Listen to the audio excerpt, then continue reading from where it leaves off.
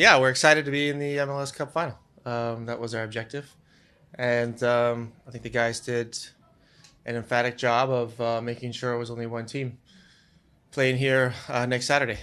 They did, I think, the best I've seen this year of them implementing our match plan from the first minute to the end, which gives us coaches and hopefully the fans and everybody watching a better feeling watching the game and not worrying until the final minute. So, very proud of the guys tonight. And um, but what I experienced in the locker room is still hunger and want for more. And we'll keep the level of focus as high as possible for another week. And hope to have a similar press conference next Saturday. Your overall thoughts, your overall thoughts on why you guys were so dominant today.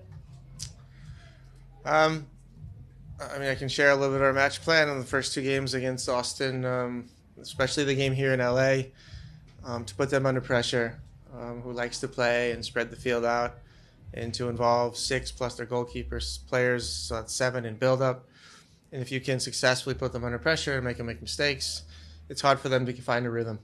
And I think we did that emphatically tonight. Hi, Coach. Congrats. Thank you. Two questions. One, were you surprised that Austin was so passive? Like your center backs had a lot of time to play the ball out of the back. And two, how's Kelly doing? What happened? Thank you. Well, I think passiveness has to do with the tempo of the game. We pushed the tempo very hard in the first half, and it's only natural if the tempo is higher than you're used to that you then take a breather when you don't have the ball. And I think it has more to do with that than them a conscious choice of being passive. I think if you look at their lineup, I don't think they wanted to be passive, but that's a question for Josh. Giorgio experienced some issues with his calf, but there's no injury. But for precautionary reasons, we took him out of half.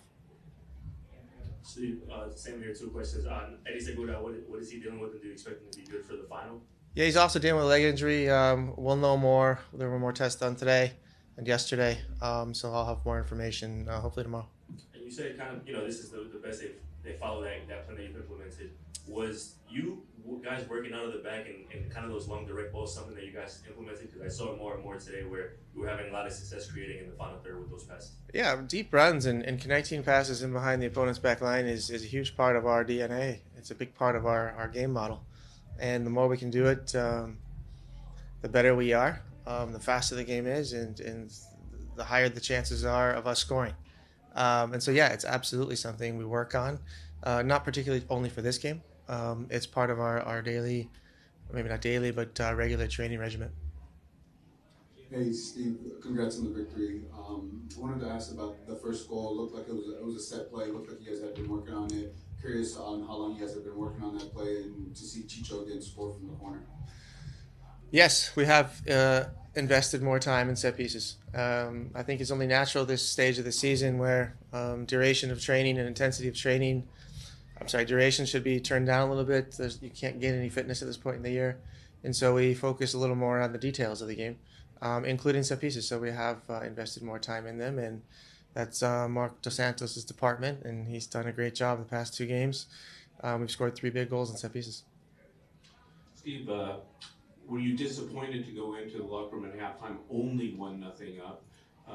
Then first 15 minutes of the second half, they were having a little bit better of the game. How did you guys survive that? And then kind of once you got the second goal, it just seemed it was your game again. I think before that, we saw very clearly that there were more goals out there. This is the way Austin plays, and it's played all year. It's either or. There's nothing in between. And we felt, and our message at half was, play the exact same way. Step up. Do not sit back and wait for a counterattack. Put them under pressure, and they will make mistakes. And there's a second goal there for us. It happened to come in a corner, but it could have come in any other moment. And so I was very proud of the guys to continue playing in the same manner for most of the second half, with the exception, you called it 10, 15, I'll call it 6.5 minutes. I was very proud of the guys and their mentality tonight to continue our way of playing. Were you not disappointed in that 1-0? No, never. You'll never see me be upset when we're winning. It's Steve over here. Starting off, well. It's been a point of yours all season, right? You've been a second half team. You've wanted them to come out the gate quicker than they have. Did you have any inkling that that was going to happen today, or what? What do you think is the reason for why you started the way that you did? I never told the guys to go start and play in the second half. This is just the way things develop in this league. It also has to do with the opponent, and which is out of our control. We try to play the same way all the time, which is a high-tempo game, aggressive, at times extremely vertical, but at the right times also finding the right windows and pockets and passes. So I mean, I think really to answer your question, it has to do with the opponent's behavior more than ours. So we really take the same approach in all moments of the game. Coach, congratulations on the victory.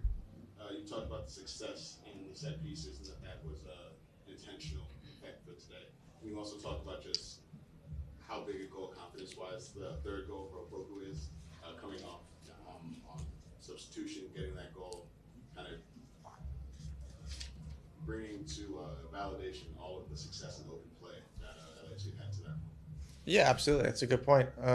Set pieces are in playoff competitions or in finals of tournaments, World Cups, European Championships, Champions League, are a higher percentage of goals than goals out of run of play.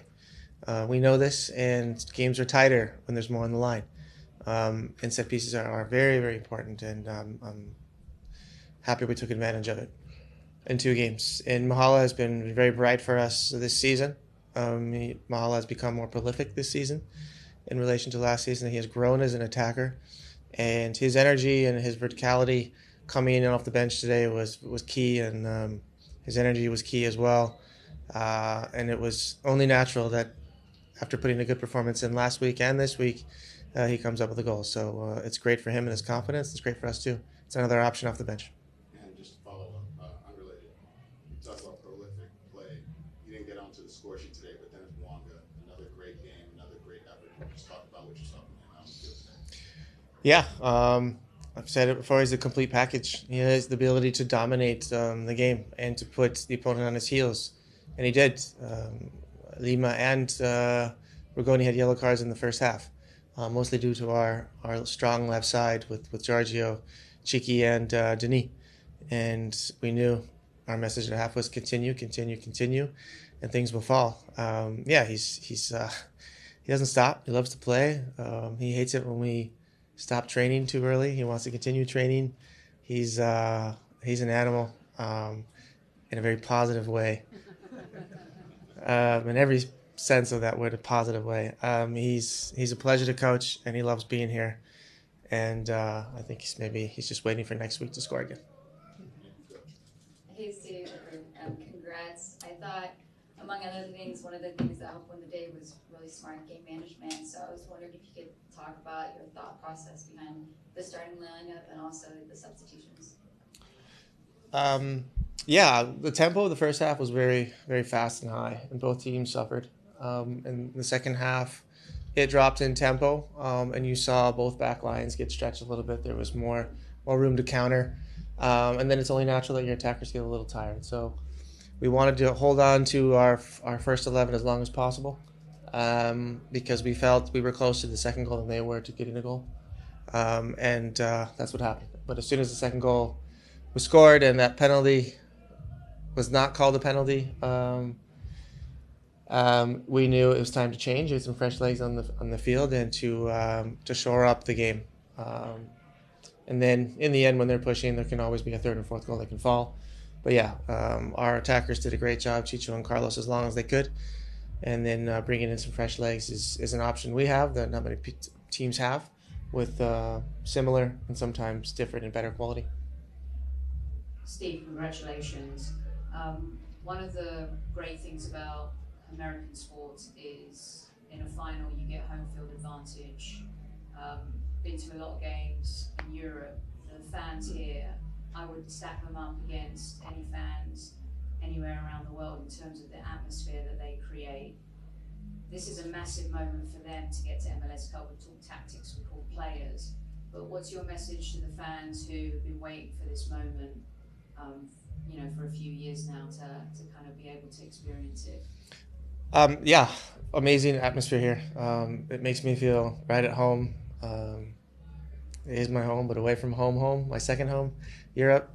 So it's an incredible atmosphere, and this is for them, but it's also for everybody at the organization who's worked so hard over the past 7 years to put this club and organization on the map, to build it in the right way, and for the right reasons, to win for the city, for the fans. And I think you experienced it, and I think many experienced that tonight. So, yeah, this next game is for LA and for our fans. Nice. Hi, Steve. Congratulations on the win. LAFC have now conceded less than half an expected goal in both of these playoff games. What do you think is going right defensively, not only in this game, but also against the Galaxy in both playoff games? I think the intensity of our defending and our pressing, and the overall tempo of the game is tough to hang with, and this has been our goal all season, is to push games as fast as we can, because we can go fast and we want to go fast, and we train that way, and it's only natural if we can put the game on our terms and during the 90 minutes, then it should favor us. And yeah, it's something that I pay close attention to. Quality chances from opponents, passes in behind our back line, and they've been few and far between in the past 2 games. So the entire defensive effort, especially from our attackers, has been really good, and our midfield has been awesome. I'll take 2 more. Hi, Coach Ben. Just made 4 subs today. Another game, no minutes for Teo, no minutes for Bale. What's their situation? They're ready to go if need be. Was that planned? Not using 5. Subs are never planned. We always react to what the game gives us.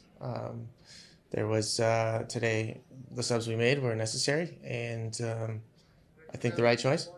And it just goes to show what an amazing team we have. If we need, we can change the game in other ways with Christian and with Gareth. But today wasn't necessary. Last question. Hi, Steve. Congrats on the win. Can you talk a little bit about Chiqui's performance today? Just his desire to stay on the field after that knock to the head.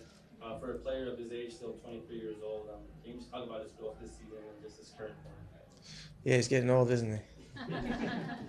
Yeah, another dominant performance. Again, our left side was fantastic. Chiqui and Denis had their way with Austin's right side, and he got forward more than he usually gets forward, which as an ex-outside back, the more you can occupy your attacker that you're guarding in the defensive end, the less you have to do defensively. So it was a great game from Chiqui again.